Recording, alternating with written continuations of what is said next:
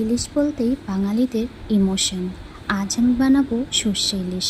সেটার জন্য মা বেটে রেখেছিল সর্ষে বাটা এবং কাঁচা লঙ্কা আর জিরা বাটা। তো আমি একটা কড়াইয়ে সর্ষে বাটা সঙ্গে কাঁচা লঙ্কা জিরা বাটা দিয়ে এখানে হলুদ দিয়ে নিচ্ছি আর কালো জিরাও দিয়ে নিচ্ছি। তারপর এখানে সর্ষের তেল দিয়ে নিচ্ছি এবং এখানে স্বাদের জন্য দিতে হবে অবশ্যই লবণ, সেটাও আমি দিয়ে নিচ্ছি। এবার তেলের সঙ্গে মশলাটাকে ভালো করে মিক্স করে নিচ্ছি হাত দিয়ে। ভালো করে মিক্স করলে গ্রেভিটা ভালো হবে এবং টেস্টটাও ভালো আসবে।